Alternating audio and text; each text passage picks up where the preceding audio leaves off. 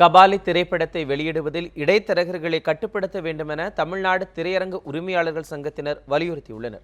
தயாரிப்பாளர்கள், விநியோகஸ்தர்கள், தியேட்டர் உரிமையாளர்களை கொண்ட கூட்டு நடவடிக்கை குழுவை மீண்டும் உருவாக்க இந்த பிரச்சனையில் முதலமைச்சர் செல்வி ஜெயலலிதா தலையிட வேண்டும் என்றும் அந்த சங்கத்தின் செயலாளர் சத்யசீலன் கேட்டுக் கொண்டிருக்கிறார். சினிமாவில் இது போன்ற நடக்கக்கூடிய கட்ட பஞ்சாயத்துக்களை தடுத்து நிறுத்த வேண்டும். ஒவ்வொரு படமும் வெளிவரும் பொழுது தடை ஏற்படுத்தி அந்த நடிகரை முன்னின்று பேச வைக்க வேண்டும் என்று அறைகூவல் விடுத்து, பத்திரிகையிலும் தொலைக்காட்சியில் அறைகூவல் விடுத்து, பிறகு இடைத்தரகர்கள் மூலம் சமரசம் பேசி ஒரு பெரிய தொகையை பெற்றுக்கொண்ட பின் படத்தை திரையிடுவது எந்த விதத்தில் நியாயம்? இது எங்களுடைய கேள்வி. இதற்கு தமிழக முதலமைச்சர் மாண்புமிகு அம்மா அவர்கள் தலையிட்டு இந்த விஷயத்தை தவறு செய்பவர்கள், கட்ட பஞ்சாயத்து செய்பவர்கள் தக்க நடவடிக்கை எடுக்க வேண்டும்.